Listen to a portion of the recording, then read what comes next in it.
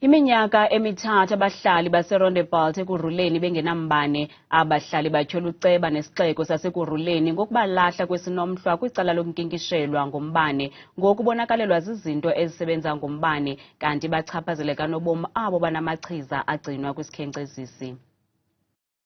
Zizitalato imelon, mfundo, litchi, sirilemon, silaye, morara, kalaka nephelindaba ezichaphazeleke kanobom.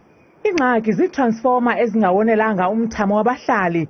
Siqatsele isithokotoko sobumnyama obungenasiqabu ukususela ngo-April walo nyaka, noxa nje le ngxaki yaqala ngo-2021. Ukusuka ngo-2021 apha eRondebult oko sisokoliswa ngumbane, wasisokolisa ugesi siloke sinyamezele, kodwa kuthe xa kuthi April hayi ke ngoku zacika total, ke ngoku akwabikho nalo ubumncinci ukusuka ngo-2021.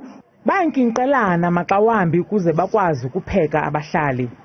Ugalela umfazi uthi hamba ogalela kuloo flame yakho eqhumayo, abantwana bethu banezifuba ngenxa yeflame. Zonke izinto ezisebenzisa umbane zikamama uAnamothwa zonakala.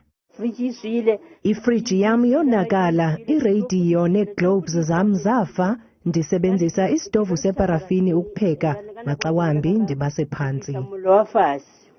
Le ntwazana ecele ukuba ingavezwa iyasokola xa kufuneka igcine amachiza ayo eswekile efrijini. Ndiyame ndiyigcinisa ama-next door, oyoku ndiyahlupheka. Sometimes ndiyajova, sometimes andijovi ngoba ndiyoyika umane ndiyakhona. Ngamanye amaxesha ndijova nasebusuku. Iintambo zombane zirhuqa phantsi, nto leyo ibeka ubomi babahlali esichengeni. Phofu bayavuma ukuba zikhona nezinyoka kule ngxuba kaxaka.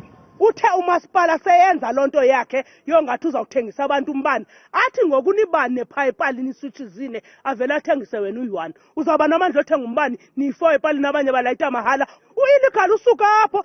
Ethetha nathi esentlanganisweni eJemiston, uceba walapha kwaWard 41 umnumzana Sanele Hlongwane uthe umasipala wasekuRhuleni uza kufakela iitransforma eziliqela kungekudala, ze emva koko afaka nemilomo nabahlali ngelokukhangela abo kufanele ukuba baqalise ukuhlawulela umbane.